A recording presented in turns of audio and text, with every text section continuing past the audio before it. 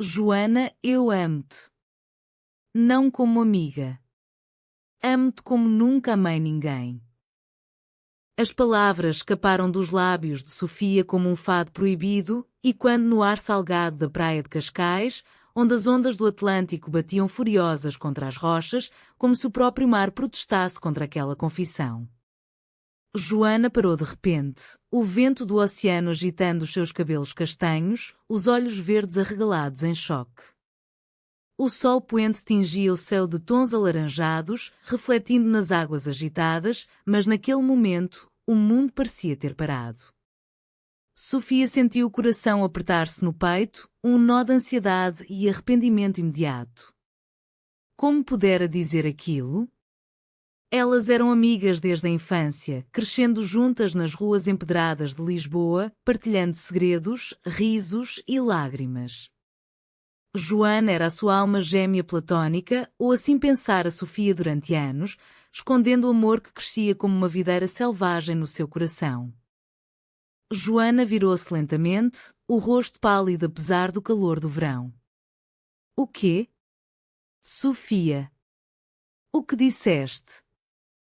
A voz dela tremia, não de raiva, mas de uma confusão profunda, como se o chão sob os pés se tivesse aberto.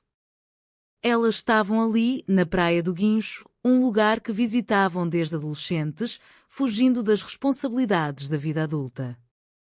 Sofia, com os seus 25 anos, trabalhava como restauradora de azulejos no Museu Nacional do Azulejo, em Lisboa, onde passava os dias a reviver a história portuguesa através daqueles mosaicos coloridos que adornavam igrejas e palácios.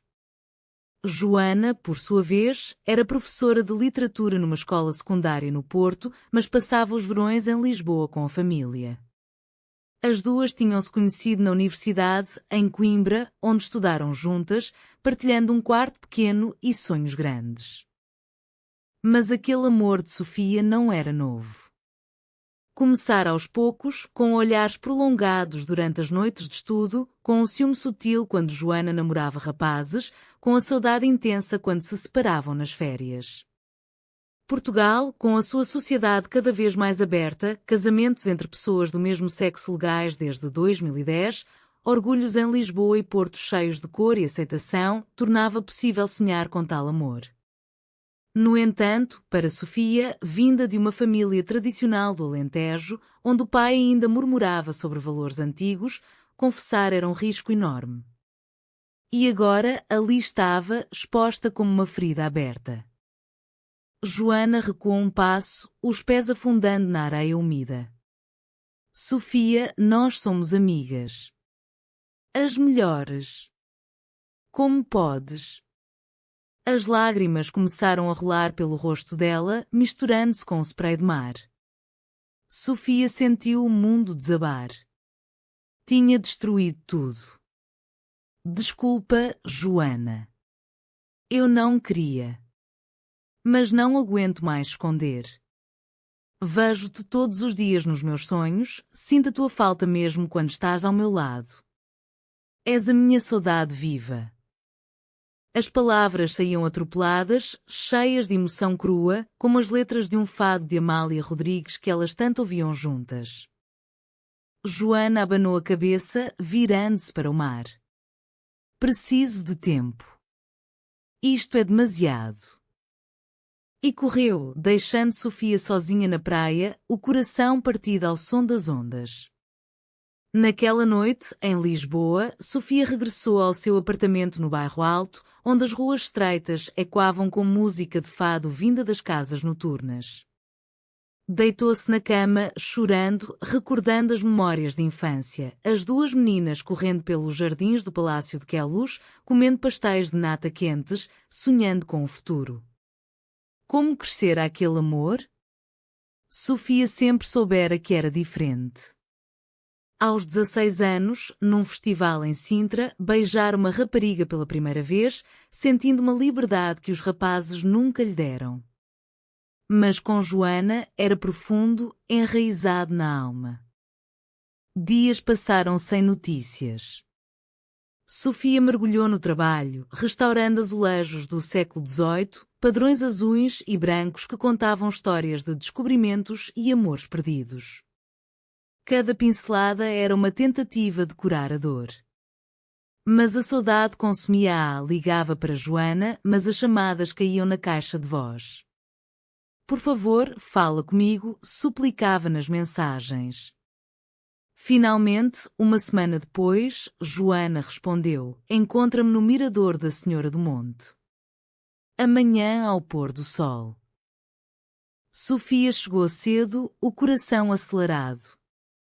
O mirador oferecia uma vista panorâmica de Lisboa, com o castelo de São Jorge ao fundo, os telhados vermelhos e o Tejo serpenteando como uma fita prateada. Joana já lá estava, sentada num banco, olhando a cidade. Sentei-me aqui a pensar em nós, disse ela sem virar-se. Sofia sentou-se ao lado, o silêncio pesado. Eu choquei-te. Desculpa. Joana suspirou. Não só choque. Fez-me questionar tudo. Cresci a pensar que o amor era com homens, como a minha família espera. O meu pai, conservador, do norte. Imaginas o que diria? Mas nos olhos de Joana, Sofia viu algo mais, curiosidade, talvez medo, mas também uma faísca. Quando eras criança, lembras-te de como éramos inseparáveis? Dormíamos juntas nas tendas no jardim, contávamos estrelas. Sofia assentiu, as lágrimas voltando. Sempre te amei, Joana. Desde aí. Joana pegou na mão dela, um gesto hesitante. Eu também sinto algo. Mas tenho medo. A sociedade mudou, sim, mas e as nossas famílias? Os amigos? Naquele momento, o sol mergulhava no horizonte, pintando o céu de fogo. Elas ficaram de mãos dadas, o primeiro toque que ia além da amizade. Mas o caminho seria longo. Joana precisava de tempo para processar, para descobrir se aquele choque era o despertar de um amor recíproco. Sofia, pela primeira vez, sentiu esperança. Talvez as almas gêmeas, separadas por medos, estivessem destinadas a unir-se. Os dias seguintes foram um turbilhão de emoções. Joana regressou ao Porto, deixando Sofia em Lisboa com o coração suspenso. As mensagens trocadas eram cautelosas, cheias de subentendidos. Penso em ti todos os dias, escreveu Sofia. Joana respondia, eu também, mas preciso de entender isto. Em Portugal, onde a aceitação LGBT crescera tanto, com paradas do orgulho em Lisboa cheias de bandeiras arco-íris e casais de mãos dadas nas ruas do Príncipe Real, ainda havia sombras nas famílias tradicionais. Joana, filha de um empresário portuense conservador, temia a reação do pai, que comentava notícias sobre modas modernas com desdém. Sofia, por sua vez, confidenciou à mãe, uma viúva alentejana que vivia em Évora. Mãe, amo a Joana. Não como amiga. A mãe, surpreendida, abraçou-a. O amor é amor, filha. O importante é seres feliz. Aquela aceitação deu força a Sofia. Ela mergulhou na cultura portuguesa para distrair-se, visitava casas de fado no Alfama, ouvindo fadistas cantarem sobre amores impossíveis, sentindo que aquelas melodias ecoavam a sua dor. A guitarra portuguesa chorava notas melancólicas, evocando saudade, aquela nostalgia profunda que definia o povo português. Um mês depois, Joana convidou Sofia para o Porto. Vem passar o fim de semana. Quero falar contigo. Sofia apanhou o comboio Alfa pendular, o coração batendo forte ao longo da viagem. O Porto acolheu-a com a sua ponte Dom Luís I imponente, o Douro brilhando ao sol. Joana esperava-na na estação de São Bento, com os seus azulejos magníficos contando histórias de batalhas antigas. Abraçaram-se longamente, um abraço que durou mais do que o habitual. Passearam pelo Ribeira, as margens do rio cheias de turistas e locais. Tenho pensado muito, disse Joana, parando junto a um café com vista para o Douro. O teu choque foi como um espelho. Percebi que também sinto algo por ti. Sempre senti, mas ignorava. Sofia mal acreditava. Então?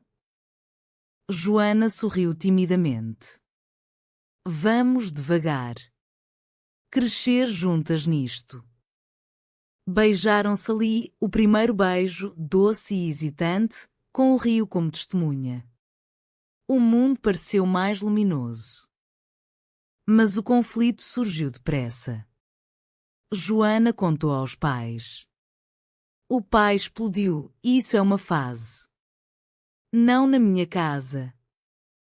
A mãe chorou, falando de netos e tradições. Joana sentiu-se traída pela família, o coração dividido. Ligou para Sofia em lágrimas. Eles não aceitam. Dizem que é pecado, que a sociedade mudou, mas não para nós. Sofia consolou-a, vamos lutar juntas. Portugal mudou, eles mudarão. Elas começaram a namorar em segredo, encontrando-se em fins de semana, explorando Minho juntas, visitando quintas com vinhedos verdes. O amor crescia, profundo e apaixonado, cheio de conversas até de madrugada sobre literatura. Joana adorava essa de Queiroz, Sofia preferia Fernando Pessoa. Somos heterónimos uma da outra, brincavam, citando o poeta. Mas a traição veio de forma inesperada. Uma amiga comum, Inês, invejosa da proximidade delas, espalhou rumores na universidade antiga. A Sofia sempre foi assim, manipuladora. Joana, ainda insegura, duvidou por um momento. Confrontou Sofia, é verdade? Usaste-me para experimentar? Sofia negou, magoada. Como podes acreditar nisso depois de tudo? Brigaram feio, separando-se por semanas. Sofia refugiou-se no trabalho, restaurando azulejos em Belém, perto do mosteiro dos Jerónimos. Cada padrão floral lembrava-lhe Joana. A saudade era insuportável. Escreveu cartas, como as antigas freiras portuguesas, cheias de paixão contida. A reconciliação veio num concerto de fado em Coimbra, cidade das memórias universitárias. Joana convidou Sofia, vamos ouvir Marisa juntas.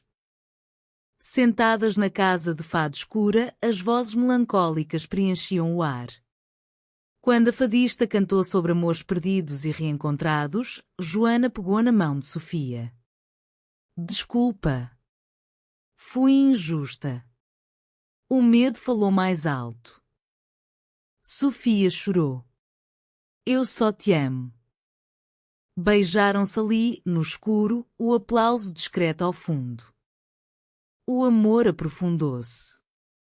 Viajaram pelo Algarve, praias douradas de Lagos e Faro, de mãos dadas abertamente, sentindo a aceitação crescente da sociedade. Em Tavira, numa praia isolada, falaram de futuro.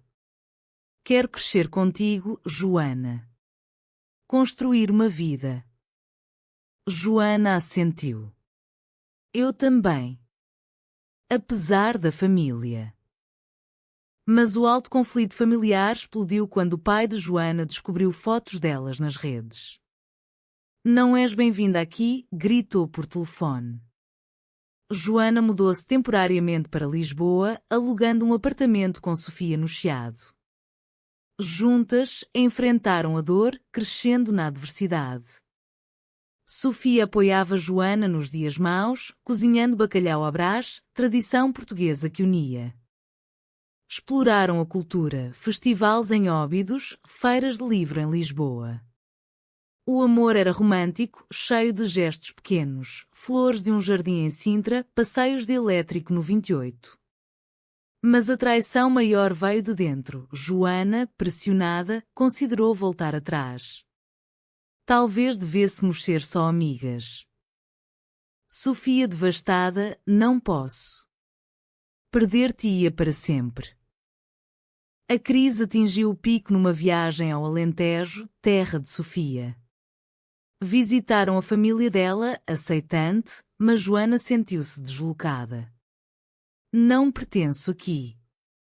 Brigaram novamente, Joana fugindo para o porto. Sofia perseguiu-a, apanhando comboio de noite. Não te deixo ir. No porto chuvoso, reconciliaram-se na livraria Lelo, mágica com escadas vermelhas. Somos almas gêmeas, Joana. O choque uniu-nos. Joana admitiu, sim. Amo-te profundamente. Famílias começaram a ceder. A mãe de Joana ligou, arrependida. Quer conhecer a Sofia. Encontro tenso, mas humano. O pai, devagar, aceitou. Elas cresceram, Joana saiu do armário publicamente, participando no Orgulho do Porto. Sofia orgulhosa ao lado. Anos passaram, amor maduro. Mudaram-se juntas para Lisboa, apartamento com vista para o Tejo.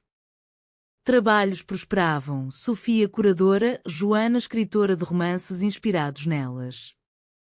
Conflito final, proposta de casamento. Joana hesitou, medo de compromisso. E se não durar?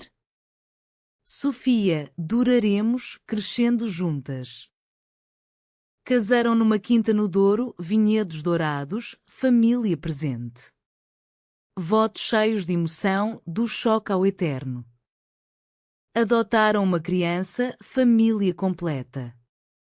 Viajaram Portugal, ensinando cultura, fado, azulejos, saudade. Conclusão humanista, amor vence medos, sociedade evolui, almas gêmeas crescem unidas. Anos depois, na mesma praia de Cascais, com a filha, recordaram. Valeu cada lágrima. Beijaram-se, sol poente testemunha. Em Portugal de corações abertos, história delas inspirava, confissão choca, mas une, permitindo crescer em amor verdadeiro, humano e eterno.